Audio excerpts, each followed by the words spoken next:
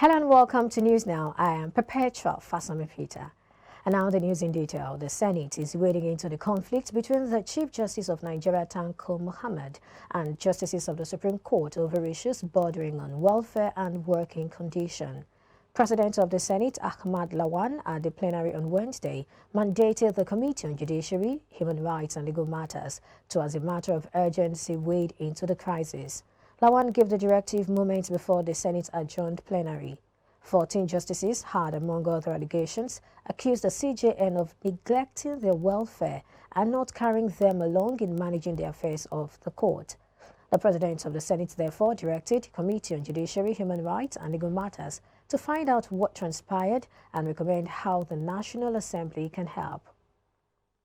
Meanwhile, civil rights advocacy group Human Rights Writers Association of Nigeria has called on the National Judicial Council and the Code of Conduct Tribunal (CCT) to probe the corruption allegations leveled against the Chief Justice of Nigeria, Tanko Muhammad, 7 justices of the Supreme Court.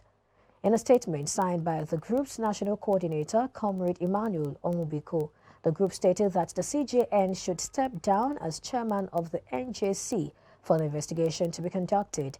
The group claimed that the failure of the NJC and the CCT to investigate the allegations against Muhammad was tantamount to injustice, considering the fact that the former CJN, Walter Ononge, was removed on a controversial note following allegations against him, which were probed by both the NJC and the CCT.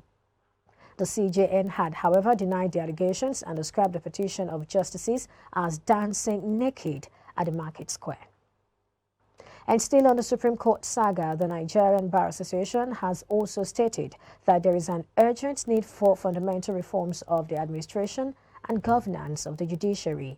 NBA President Olumide Akpata stated this in a statement issued on Wednesday in reaction to a memo written by 14 justices of the Supreme Court to the CJN, in which they alleged various improprieties and administrative inefficiencies and the subsequent response of the CJN.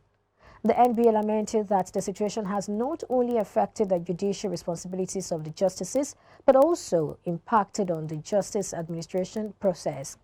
While calling for the independence and financial autonomy of the judiciary, the NBA also noted that it is important that the judiciary must not only be, but should also be seen as being above board and transparent in the management and allocation of the resources currently available to it. The Minister of State for Transportation, Gbemisola Saraki, has called for the involvement of more women in the survey and charting of the geographical landscape of waters. She lauded the efforts of the Nigerian Navy in securing the nation's coastline and Gulf of Guinea for 28 years. The minister spoke at the Admiralty Conference Center, Naval Dockyard, Victoria Island, Lagos, during the 2022 World Hydrography Day celebration. Speaking on the theme of the conference, Hydrography, contributing to the United Nations Ocean Decade, Saraki said Nigeria would be marking 5 months of zero attack on the coastal region in 28 years. While commending the agencies, the minister noted that the celebration focused on the works and responsibilities of the Nigerian Navy in surveying and charting of the geographical landscape of the waters. The United Kingdom Metropolitan Police have formally charged 2 Nigerians with conspiracy to facilitate travel of another person for organ harvesting. The suspects were arrested and charged over their plan to bring a child into the country to allegedly harvest the said child's organs. The 2 arrested suspects were identified as Beatrice Nwaneke Ekweremadu, 55, and Ike Ekweremadu, 60, from Nigeria. The suspects, who have been remanded in custody, will appear at Uxbridge Magistrates Court later on Thursday. They are charged with conspiracy to harvest organs, according to The Guardian UK. According to reports, the charges involve arranging or facilitating travel of another person with a view to exploitation, namely organ harvesting, the Met said in a statement. The Ondo State Security Network Agency, codenamed Amotekun Corps, has confirmed that some suspects have been arrested in connection with the terrorist attack on St. Francis Catholic Church, Owo. The suspected terrorist invaded the church on June 5, killing no fewer than 40 people and injuring many other worshippers. The state commander of Amotekun, Adetunji Adeleye, on Thursday said some suspects had been arrested in connection with the killing. He, however, did not give the actual figure of the suspects arrested, but expressed assurance that all the attackers of the worship center would be apprehended. The district head of Panyam in Mangu local government area of Plateau State, His Royal Highness Aminu Dratwan, who was abducted in his palace on Monday by gunmen, has regained freedom. Palace sources said that the traditional ruler was released around 11:45 p.m. on Wednesday to the waiting arms of his family who had been negotiating for his release. The source further stated Dratwan arrived at his palace in Panyam amidst jubilation by his subjects and other chiefs on Thursday morning. The traditional ruler was kidnapped in the early hour of Monday by gunmen numbering about 20 who invaded his palace and whisked him away to an unknown destination. And still on security issues, the police on Thursday foiled an attack by suspected bandits at the Sokoto Rima quarters in Katsina. SP Gambo Issa, the command spokesperson, told newsmen in Katsina that the police rescued an 18-year-old girl. According to the police spokesperson, at about 2:30 a.m., terrorists armed with AK-47 rifles attacked the house of one Abdullahi Esha in Sokoto Rima quarters, Katsina, and kidnapped his 18-year-old daughter. He narrated the command's police anti-kidnapping unit and patrol teams were immediately dispatched to the area.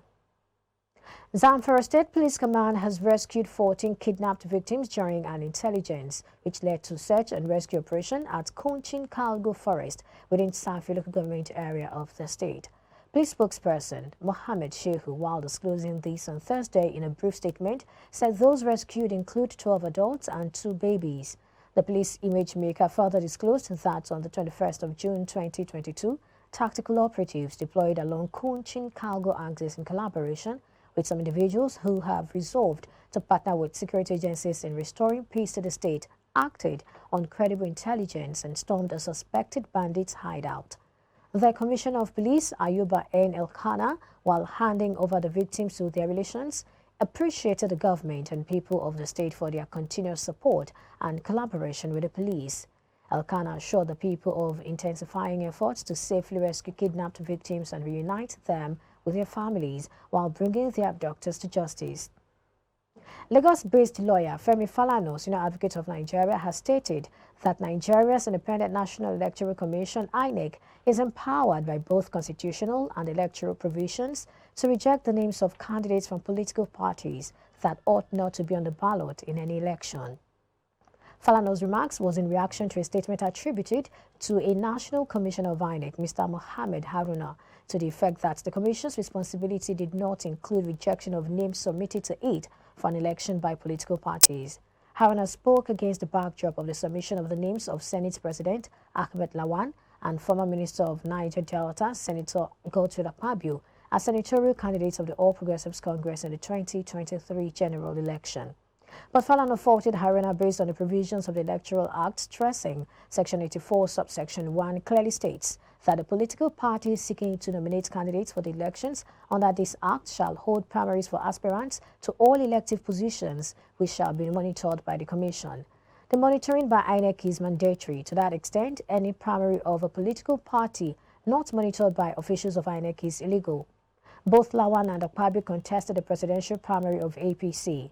While Akpabio later stepped down, Lawan lost to Senator Bola Tinubu, who won the party's ticket. Well, we'll take a break now, and when we return, we'll bring you stories from Africa and the rest of the world. Stay with us, don't go away.